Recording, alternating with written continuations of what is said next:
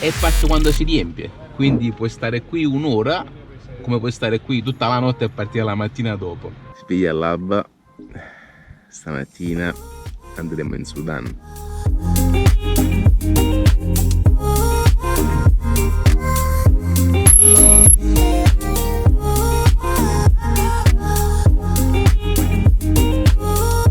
Siamo Aldo, Vera e Totò. Negli ultimi 7 anni abbiamo letteralmente fatto il giro del mondo a bordo del nostro fuoristrada camperizzato, visitando oltre 70 paesi su tutti i continenti. Eccoci qui all'equatore per la terza volta, direzione emisfero meridionale. Adesso siamo in Africa e realizziamo video senza filtri, mostrandovi la realtà del vero vivere viaggiando. Clicca su iscriviti e unisciti alla nostra avventura.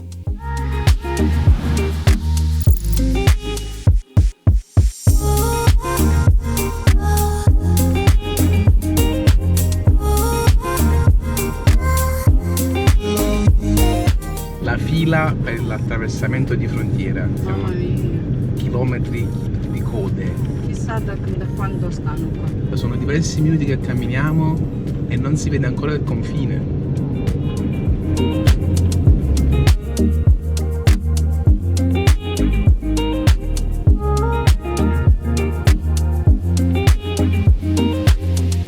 Siamo arrivati alla frontiera.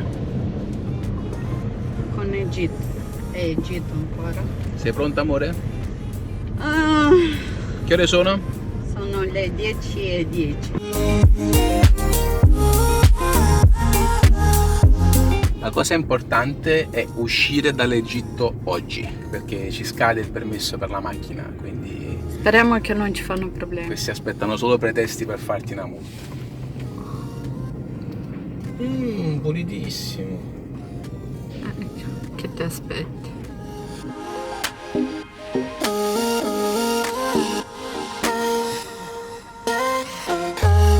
Allora, soltanto per entrare, passare il cancello qua, abbiamo pagato 210 più 30 sterline egiziane. Dobbiamo riempire questi modellini, quindi sono tipo quasi 10 euro. Pensavo fosse di più, speriamo che hai capito bene. Qua stanno le ricevute. Andiamo. Quindi 210 e 30. E 30, quindi fino ad ora siamo a 240 40. sterline egiziane. Vediamo ora cosa ci aspetta. Mi sembrava strano che ce la cavamo con così poco, altre 115 sterline egiziane. Per che cosa? E che ne sai? Per che cosa? Boh, comunque, speriamo che possiamo entrare. Andiamo, dammi le fotocopie. Dove sono le fotocopie? Mi hanno messo in prigione, sono dietro le sbarre. No, non è vero, sono quelle della finestra qua. Siamo all'ufficio immigrazione, o meglio sono fuori, vera e dentro, stiamo aspettando che ci mettono un timbro sul passaporto. Non so se pagheremo per questo timbro, comunque siamo nella loro clemenza. Aiuto, aiuto!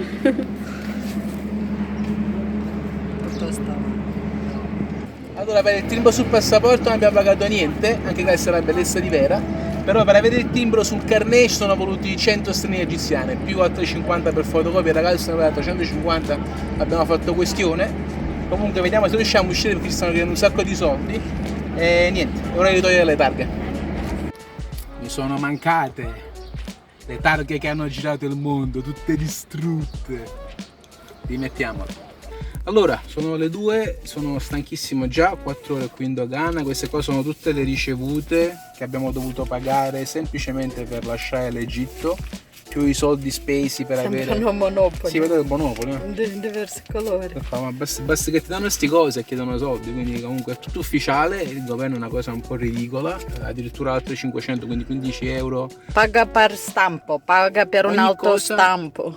Ah, più altri 20, alcuni non ancora ricevuto, ho preso, quindi circa 50 dollari per lasciare il paese, tra noi e la macchina. Comunque, adesso finalmente lasciamo l'Egitto e stiamo entrando alle 2 del pomeriggio in Sudan. Là è ancora più peggio. Sarà peggio. Siamo usciti dall'Egitto, finalmente, ce l'abbiamo fatta. Volevano altri soldi per il timbro del passaporto. Comunque alla fine il capitano è Talas. Basta, dai, non No, esagerare. mi sono messo io in mezzo, dico, ma lasciateci andare che non ce la facciamo più.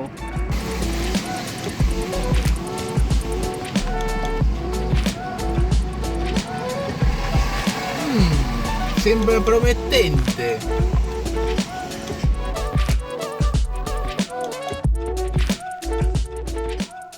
Allora sono le 3:15, siamo in Sudan. No, hanno detto di tornare domani. Quindi staremo una notte qui al confine. Purtroppo quello che fa l'assicurazione temporanea per il veicolo non c'è perché è Ramadan e finiscono di lavorare alle 2. Poverini si stancano. E quindi dobbiamo restare qua, ci siamo nascosti dietro a dei camion per un po' d'ombra e resteremo qui per la notte, speriamo di dormire tranquilli. Domani è un altro giorno, Kamma fa, inshallah. Siamo nel famoso buco, praticamente quella zona tra un paese e un altro, dove non hai copertura internet col telefonino, perché la scheda vecchia non ti prende e non sei riuscito ancora a comprarti quello là nel paese nuovo. Però i nostri genitori stanno aspettando che li avvisiamo, perché devono entrare in Sudan ora, e fortunatamente abbiamo lo Spot X, quindi utilizzerò il satellite per mandare un messaggio a casa e dire che stiamo bene e spiegare le cose come stanno. Questa è una delle tante occasioni in cui un dispositivo satellitare ti torna utile. Perfetto.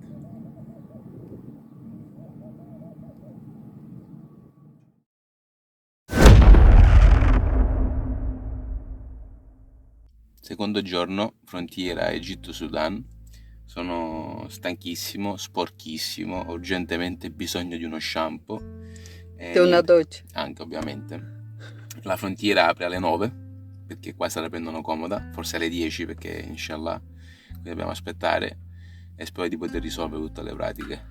Molto c'è una disorganizzate. corruzione incredibile, è la prima frontiera che vediamo così tanta corruzione proprio agli ufficiali, perché tutti i numeri che ho sui vari dati di vari amici che sono passati prima, c'è chi dice una cifra, c'è chi dice un'altra, quindi sarà una battaglia. Speriamo di riuscire a entrare perché ieri ci hanno sparato una cifra tipo di $300 che non ho proprio intenzione di pagare per entrare con la macchina, specialmente che abbiamo il carnet dei passaggi che ci è costato un botto di soldi per farlo, quindi Specialmente che vogliamo solo passare, stare una settimana e 10 giorni. E uno degli ufficiali gli è scappato, ha detto quanto costa il timbro sul carnet, no, free, no money, quindi c'è qualcosa sotto. Comunque speriamo bene, non sarà facile.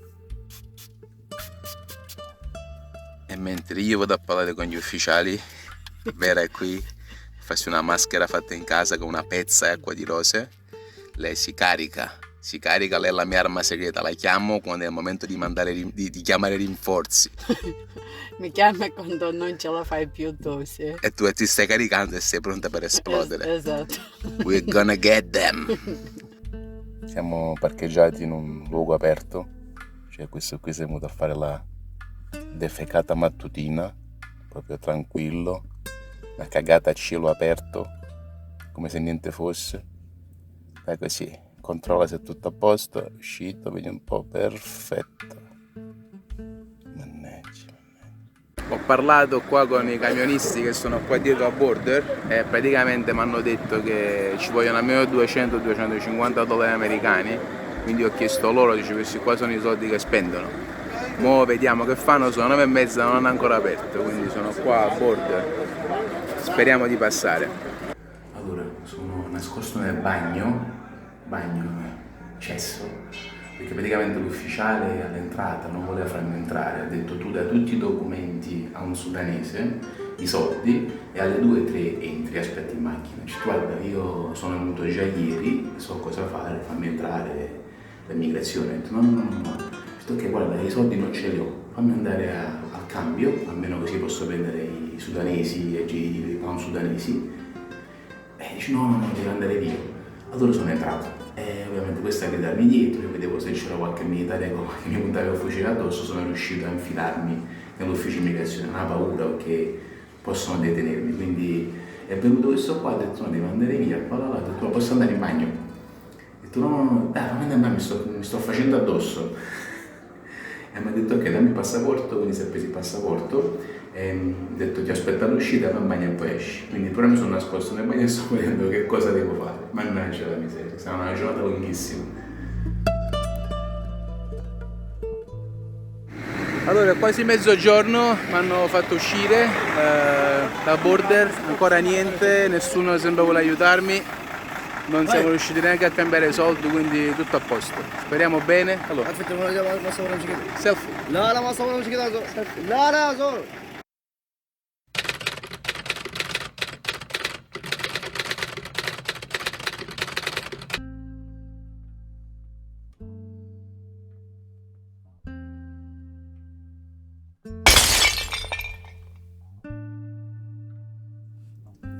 terzo giorno alla frontiera Egitto-Sudan e inizio con questa affermazione: non andate in Sudan. Praticamente io ho trascorso tutta la giornata a cercare di capire se mi stessero prendendo in giro o no, perché 2 anni fa ci volevano $14 per entrare col veicolo in questo paese, 6 mesi fa $90, ma oggi apparentemente ce ne vogliono più di 300. Quindi abbiamo avuto dei problemi, non potevo cambiare i soldi perché qua li vogliono nuovi i dollari per darti poi le banconote loro bruciate e tagliate, quindi mi sono fatto arrestare quasi 3 volte, era rimasta qui a aspettare in macchina tutta la giornata, poverina. E niente, Pronta di chiamare soccorsi. Era costata ritare, pronta per avvisare a casa, chiamare l'ambasciata perché veramente proprio ho perso le staffe.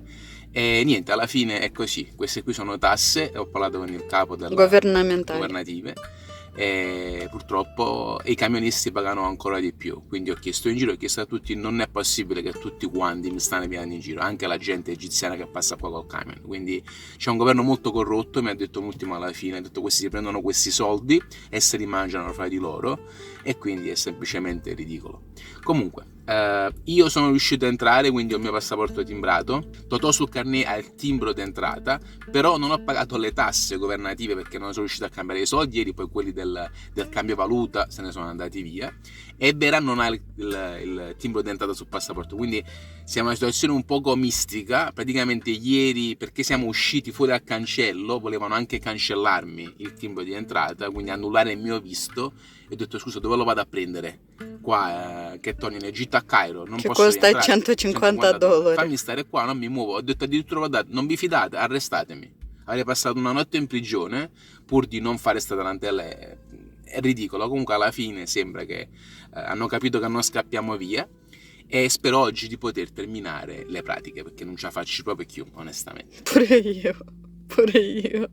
Per andare in una zona un po' più tranquilla ci siamo spostati da queste dozzine e dozzine, se non centinaia di camion che vanno avanti e indietro, che stanno aspettando giorni per poter entrare in Sudan, per fare questi documenti. E per allontanarci siamo in questa zona, in questa piana di merde secche. Fortunatamente non vengono qui a cagare, anche se ieri c'era uno là in fondo che si è messo stamattina altre 2 le ho visto proprio. L'hai visto pure tu? Sì, proprio qua di fronte a me. Quindi fortunatamente non puzza, meno male, perlomeno questo, ma comunque è secco tutto è secco, non è piacevole. No, ma è ridicolo, è una cosa schifosissima che ci è mai capitato. Tiene via gli scorpioni, là dietro c'è un colle, una montagnetta, tutta merda là, che schifo. E scorpioni, hai dimenticato i scorpioni? Sì, l'altra notte, ieri 2 sere fa, tornando con i fari, vedo proprio su quella montagnetta là sti scorpioni che vanno su e giù, quindi dobbiamo anche fare attenzione qua.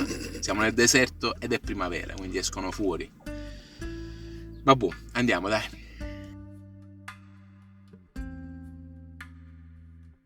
Questa è la prima volta che finisco tutte le pratiche per Totò, per noi, però deve ancora per il timbro, però ho fatto tutto al di fuori della frontiera, fuori dal confine sudanese. È la prima volta in assoluto, finalmente dopo 3 giorni possiamo entrare nella stazione di servizio qua di Customs. Speriamo di riuscire a passare perché siamo stanchissimi. È la mezzogiorno e 30. Andiamo. Sono le 2:10 del terzo giorno, siamo stanchissimi, finalmente abbiamo fatto tutto e pagato tutti, o quasi. Per fortuna mi ha aiutato con l'assicurazione a fare una dichiarazione di dogana che vogliono addirittura fino a 50.000 su $100. Fortunatamente non me l'ha fatta pagare perché siamo usciti amici, diciamo. Quindi sembra che finalmente dopo 3 giorni uccisi, più di 300 e passa dollari, stiamo entrando in Sudan. Andiamo. La cosa bella è che dopo che sei 3 giorni al border, al confine, sono così scocciati di te che non hanno neanche aperto una porta, un finestrino per vedere che tenevamo in macchina. No, non hanno aperto niente. Sono stati contenti semplicemente di prendere tutti questi soldi. Comunque qua c'è la fila degli altri poveri martiri, santo camionista, santo viaggiatore, santo DHL. No, tanti mi fanno pena perché hanno animali dietro. E questi animali stanno per giorni qua dentro, senza mangiare, senza bere. Bruttissimo, veramente bruttissimo. Comunque, amore, adesso devo riprendere te perché devo dirti una cosa. Amore mio, benvenuto in Sudan, paese numero 70. Ce l'abbiamo fatta. 3 giorni.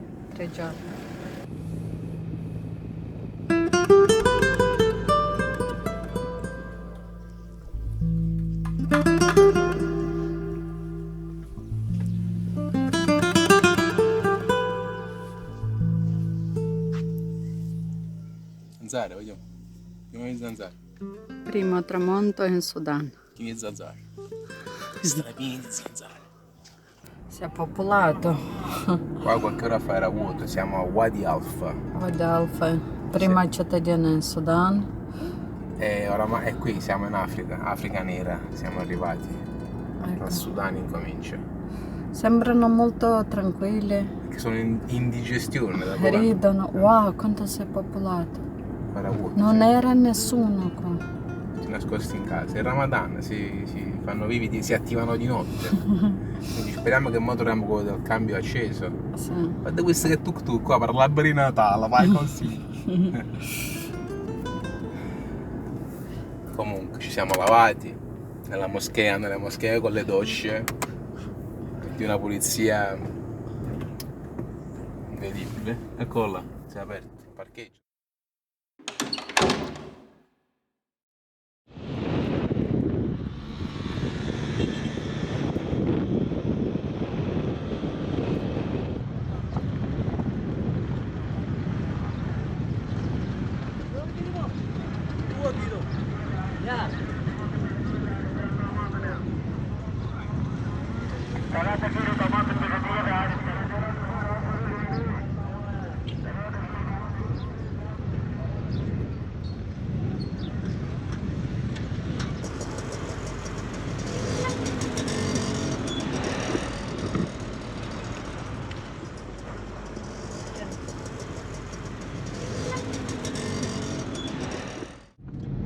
Quarto giorno dell'entrata in Sudan.